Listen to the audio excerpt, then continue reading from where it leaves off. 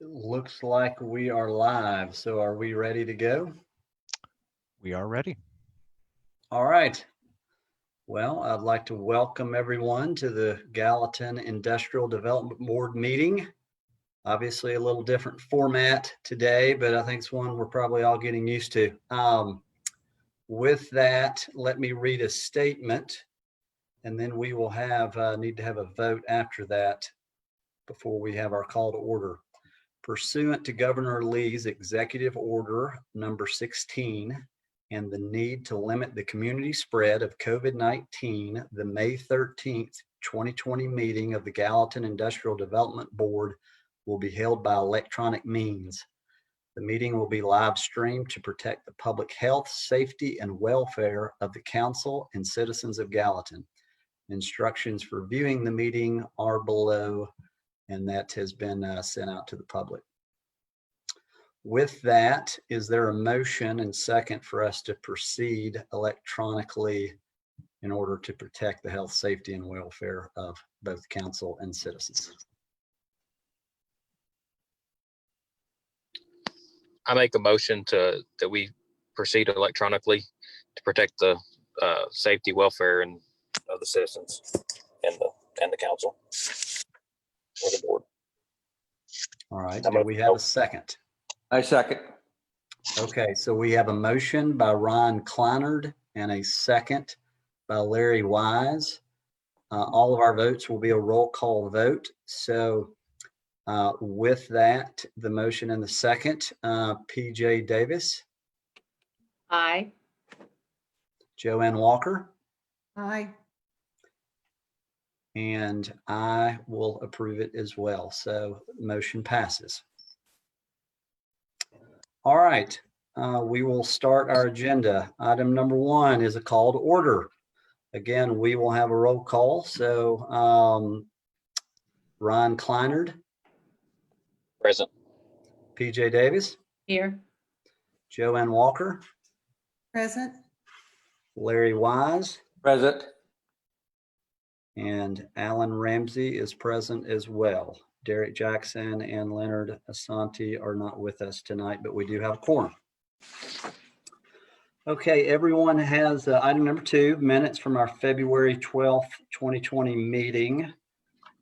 You all have those. Hopefully you've had time to review those. As soon as one is ready, if there's not discussion, we'll entertain a motion.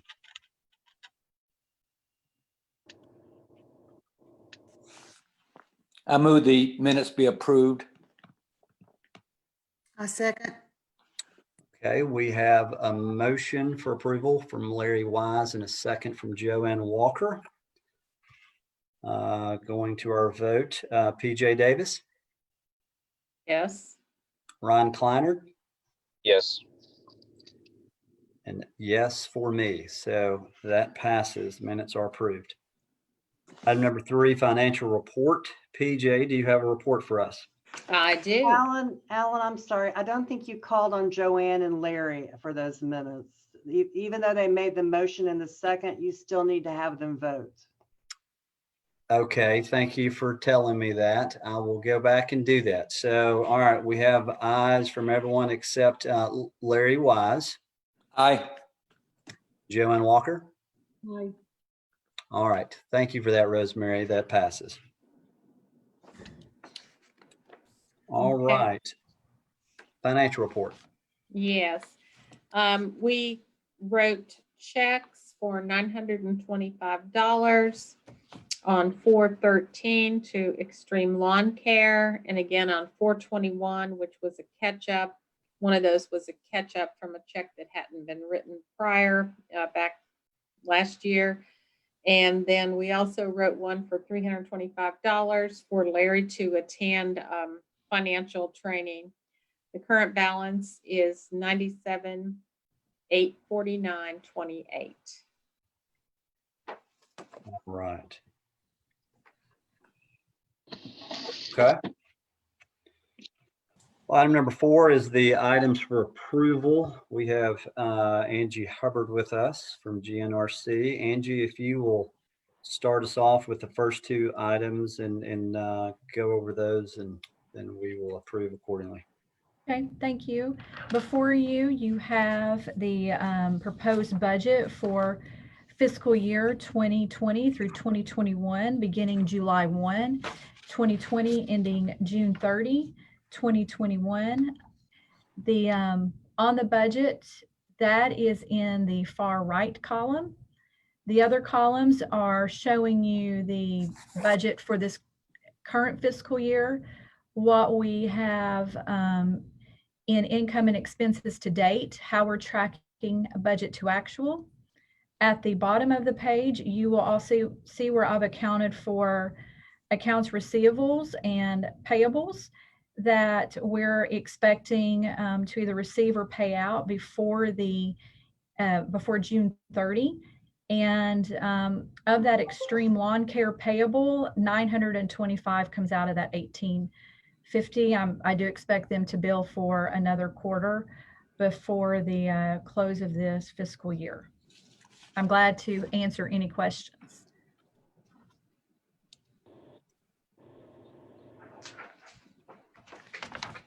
All right, thank you for that, Angie. Any questions from anyone?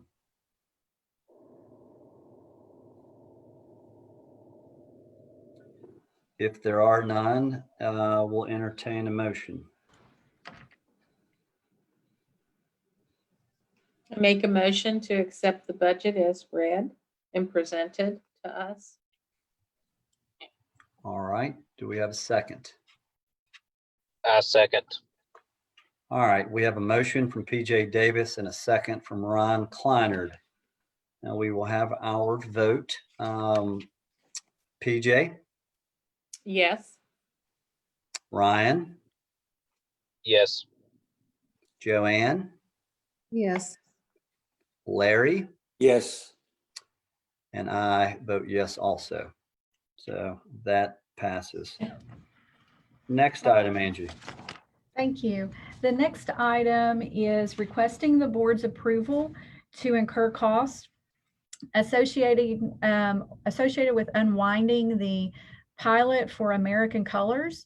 Their pilot and lease agreement expired at the end of 2019, so we need to begin the process of transferring their real and personal property back to them so that it comes on the tax rolls.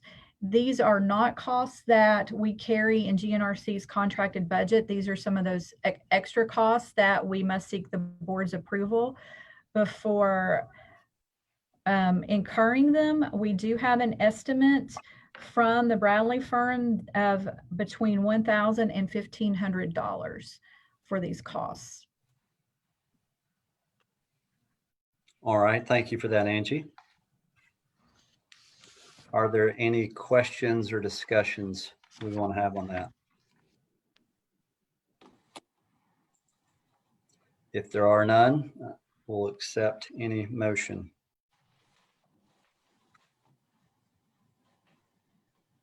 I make a motion to approve the expense for the American Colors. Thank you, Ryan. Second. All right, we have a motion by Ryan Kleinert, a second by PJ Davis. We will have our roll call. Ryan Kleinert, Yes. PJ Davis, Yes. Joanne Walker, Yes. Larry Wise, Yes. and I vote yes also. So that passes. All right, next item. We have a pilot application, Project Mohawk. That is one that we've had several updates and conversations about the past few months. You all have the information before you, so I'll open it up for any discussion or comments. As you all know, we have, of course, we have Angie. We also have James Fenton, the executive director with EDA. who has been communicating and updating us on this, but open up the floor for any discussion or questions.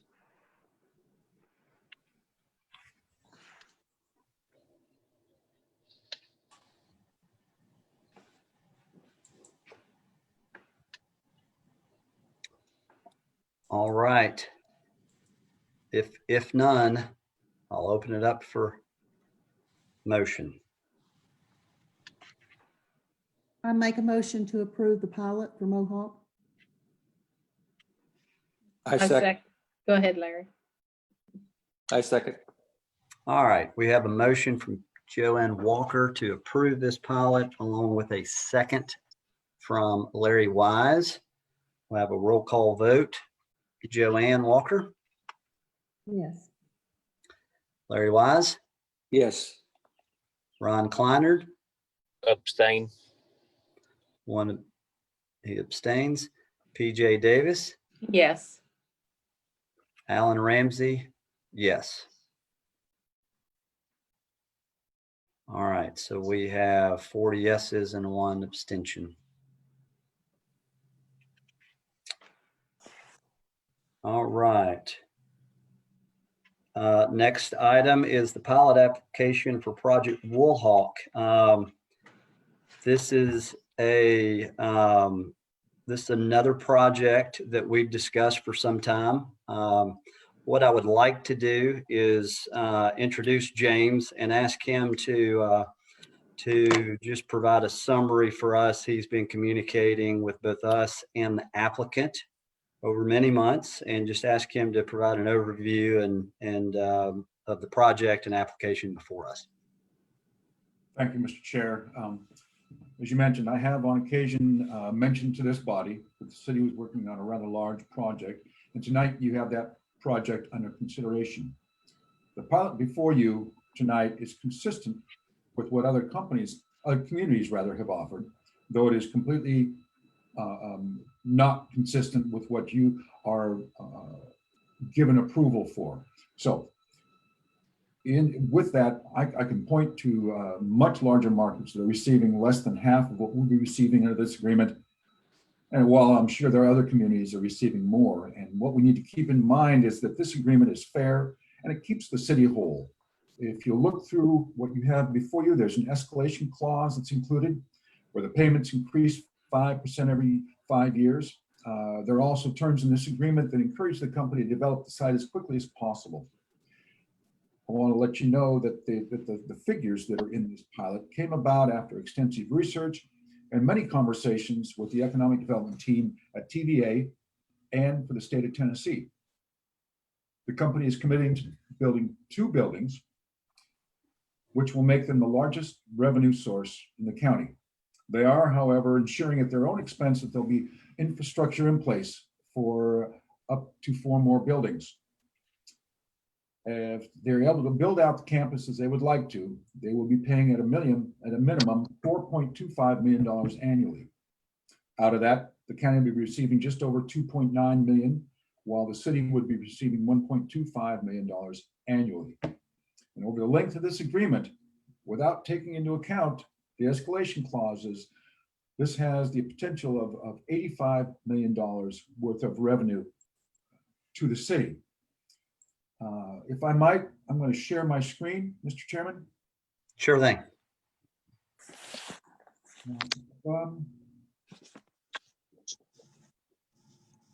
This shows you how the payments are scheduled to be distributed. With the first building, the company will pay $1 million. Of that, $675 goes to the county, $275 goes to the city, and there's a $50,000 payment to this body because you will be required with the magnitude of this project to have additional accounting and auditing services. So we've made you whole through this. Building 2, you can see how those monies are divided. Each year, it reduces steps down by $50,000, $25,000 to each facility. So at the end, with all the buildings, there'll be $4.25 million a year coming in, 2.925 to the county, 1.275. And just to give you an idea what this is going to do for our community and our schools, out of that 2.9 million, approximately $1.75 million of that will be going directly to our school system. So this is an opportunity to really, truly have an incredible impact on the community and our school systems. So with that, if there are any questions about what we have done here, please, I'm open for those right now. Thank you for that, James. Yeah, as he said, if there's any questions, James, be happy to answer those, or any discussion. I'll open up the floor for that. Oh, if I might, Mr. Chair, add one more thing. The economic impact analysis that you guys also have in your possession shows 3.22 to 1 return on the dollars, $19.5 million approximately would be abated on the commitment. Understand they're only committing to those first 2 buildings. This is all being predicated on that, on what they're saying that they will commit to. So we'll abate approximately $19.5 million, but the community will receive about $62+ million in revenue because of that abatement. So with that, I'm really confident that this will be a very positive thing for our community.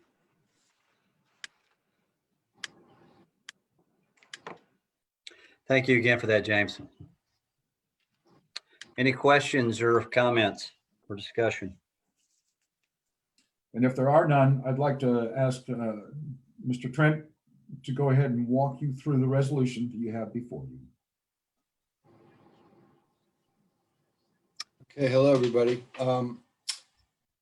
As you'll see, the resolution approves the payment in lieu of tax incentive for Woolhawk LLC.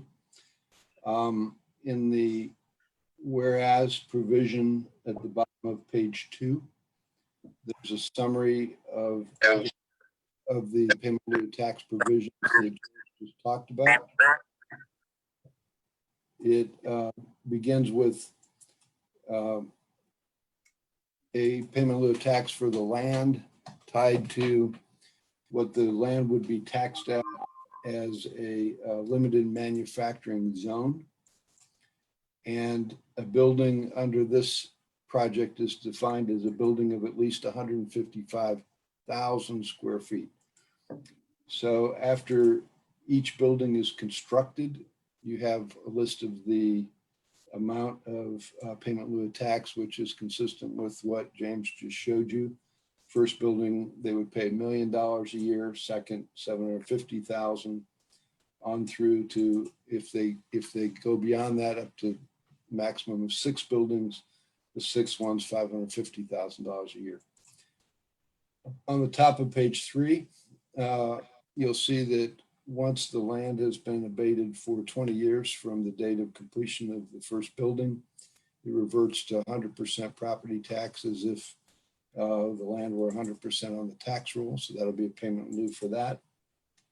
And then per paragraph 3, interestingly, there are 3 different escalations to those pilot payments, and they encourage quick behavior. The first is that the dollar amounts are increased 5% on each 5th anniversary of the date of the completion of the first building. The second is that the amount of those increased payments are also increased by 20% for buildings which are completed more than 10 years, but less than 13 years after the date of the completion of the first building, by 40% for any buildings completed more than 13 years and less than 16 years after the date of completion of the first building, and by 50% for any buildings completed more than 16 years, but less than 20 years after the date of completion of the first building. So what that means is, for example, say they do phase 1 and 2, and the first building's completed in a couple of years. If they meet this timeline and have the buildings completed within these periods, you could get up to 50% increase over the payment in lieu of tax amount for the subsequent buildings. So very robust incentive, and it encourages the company to build the buildings as quickly as they can and bring them online. I think that's really helpful because, you know, if they have other sites around the country where they undertake projects, this increased in the additional payment in lieu of tax over time would mean that if I were a company, I'd be interested in trying to get ours online early because it reduces their obligation, and which of course means that it comes back, the 20-year incentive for each building ends sooner if they get them done sooner. And then 3C explains that on top of all of that, there's an increase in the payment in lieu of tax to the extent that they don't invest rapidly. So there's a carrot and a stick. This is the stick. If you look at paragraph C, the Roman numeral 3, if they don't spend at least $250 million within 7 years, the abatement ends. If you read back up to double I, if they don't spend at least 500 million, then it increases by 40%. And then up to I, if they don't spend at least $500,000, between 500 million and 750 million within 7 years, then it's a 20% increase in the payment in lieu. So you've got accelerating incentives, increasing payment in lieu of tax payments if they don't invest more rapidly, if they don't build the buildings more rapidly and bring them online. So rather ingenious structure, and it aligns your incentives in a way where they're encouraged to do them more quickly and to invest more money more rapidly. And it's a little complicated to read, so I appreciate the opportunity to go over it with you. Any questions? Thank you for that, Tom. Well, if there's not any questions, or let me say this, I'll throw it back out. Are there any questions or any comments? All right, if none. If not, I'll make one point just to point out in section 3 of the resolution.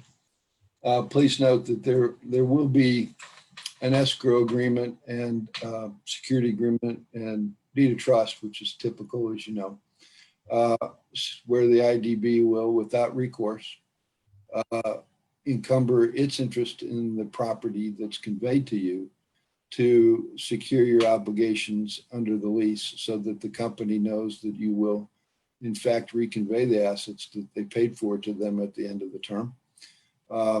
And we are delegating authority to the chairman to sign that.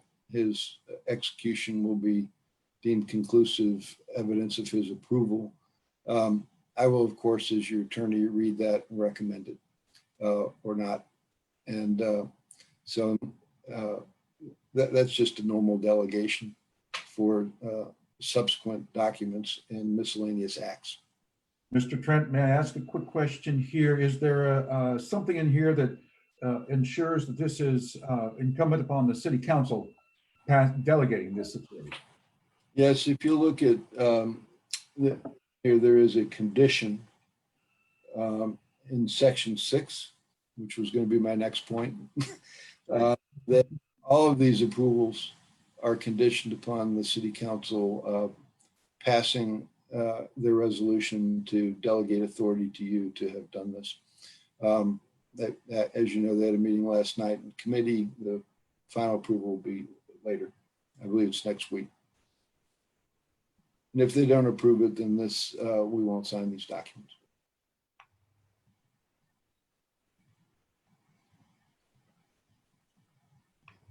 All right. Thank you again, Tom. Any questions, comments?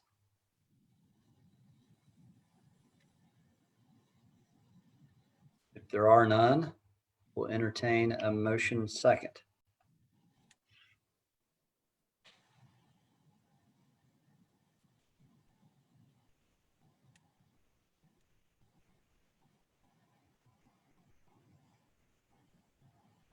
I so move to accept it as outlined by the attorney.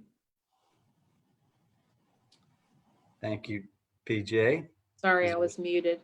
No, not a problem. Learning curve. Is there a second? I second. All right, we have a motion to approve by PJ Davis and a second by Ron Kleinard. We will do a roll call vote. PJ Davis, Yes. Ron Kleinard, Yes. Joanne Walker, Yes. Larry Wise, Yes. and Alan Ramsey. I vote yes also, so that passes unanimously. All right. Very good. That is all for item 4, items for approval. We have item 5, which is discussion items. I have one item here we normally do, which is, are there any updates on pilots or any other discussion items out there? I don't have any updates or additional items at this time. All right. None. So, board, is there any further comments or discussion? If there are none, we will entertain a motion and second and vote for our adjournment, which does not have to be a roll call. Make a motion to adjourn the meeting on day 13. We have a motion. Is there a second? Second. All right, we have a motion and second. All in favor to adjourn, say aye. Aye. Aye. All right. This meeting is adjourned. Thank you, everyone. Thank you, Tom. Thank you for all your work. All right, as we normally do, we will now go to our Gallatin Health, Educational, and Housing Facilities Board. Welcome again. As we did in our last meeting, I'll need to start by reading this statement and entertain a motion for us to proceed accordingly. Pursuant to Governor Lee's Executive Order number 16 and the need to limit the community spread of COVID-19, the May 13th, 2020 meeting of the Gallatin Health, Educational, and Housing Facilities Board will be held by electronic means. Meeting will be live streamed to protect the public health, safety, and welfare of the council and citizens of Gallatin. Instructions for viewing the meeting are below as shown on our agenda and as has been sent out and advertised. Is there Mr. Chairman, do you need me to continue? If not, I will leave. Tom, I do not believe so. Thank you again. All right, thanks, everybody. Thank you, Tom. Thank you. Stay well. All right. Is there a motion and second for us to proceed by electronic means in order to protect the public health, safety, and welfare of both the council and board and citizens of Gallatin? So moved. I said, Is there was that a second, Joanne? yes. All right. We have a motion by PJ Davis, a second by Joanne Walker. Our roll call vote. I will start with you, PJ Davis. Yes. Joanne Walker. Yes. Ron Kleinard. Yes. Larry Wise. Yes. And I vote yes also. So that is approved and we will move forward accordingly. Okay, item 1, call to order. Roll call vote. Ron Kleinard. Here. PJ Davis. Present. Joanne Walker. Present. Larry Wise. Present. I am present as well. Therefore, we have a quorum. We will move forward. Item number 2, we have minutes of our February 12th, 2020 meeting. You all have had those. Hope you have reviewed them and asked for any questions or comment. If none, we'll entertain a motion on this.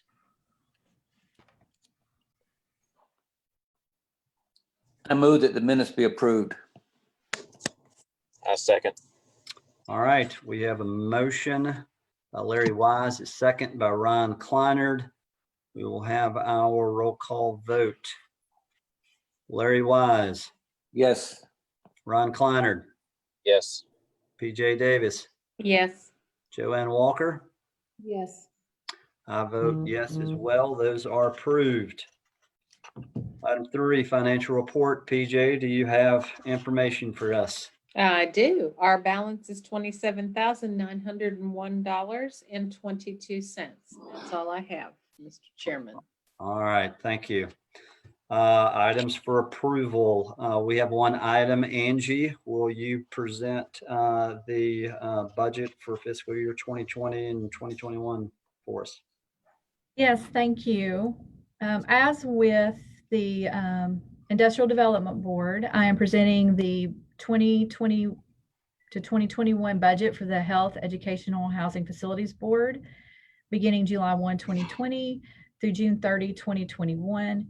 In addition to the budget, we have included the 2019 to 2020 budget, actual in income and expenses, and an analysis of the budget to actual. At the bottom of the page, you also, if there are any accounts receivables or payables, those are listed at the bottom of the page. All right. Thank you, Angie. Ask everyone to review that if you haven't, and open it up for any questions or comments.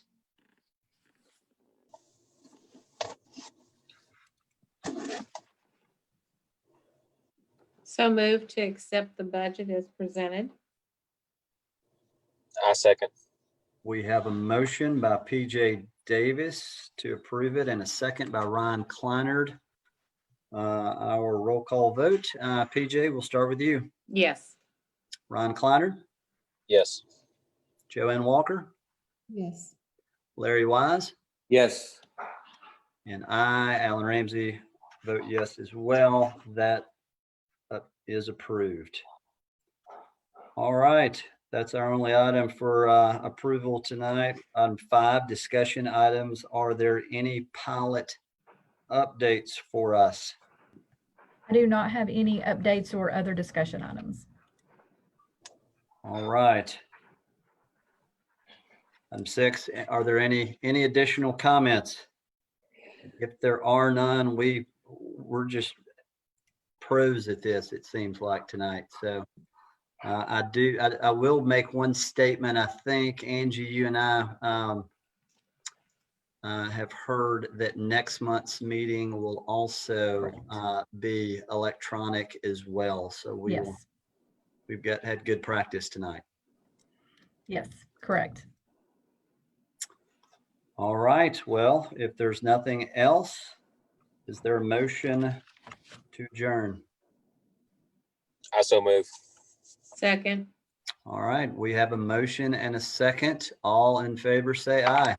Aye. Aye. Aye. Great. Thank you all for all you do and for doing this electronically. Hope Thank you. everybody stays safe and well. Thank you. You as well. Thank you. Good night. Good night. Bye-bye.